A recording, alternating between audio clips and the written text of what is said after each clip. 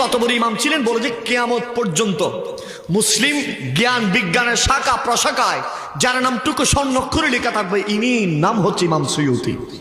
ইমাম সৈয়দী 20টা কদম দিলে মক্কা শরীফ পৌঁছে যেতেন, যদি 6টা কদম বাড়াই দেন তাহলে মদিনা শরীফ। মক্কা শরীফে উনি ইশারার নামাজ পড়তেন, 6 কদম বাড়িয়ে মদিনা শরীফ আসতেন। সারা রাত জান্নাতুল বকির পাশে, ওই বাবুল হিজারার পাশে, বাবুল নিসার পাশে, বাব জিবরিলের পাশে দাঁড়িয়ে দাঁড়িয়ে সারা রাত নবীকে সালাম দিতে দিতে রাত অতিবাহিত করতেন। কালের পরে দরজ দিতেন মসজিদে নববীতে। যুগের বড় বড় ইমামরা আসতেন, হুজুর কাল সারা রাত তো ছিলেন, সালাম দিয়েছেন, হুজুর বলেন কেমন কাইফিয়ত হয়েছে?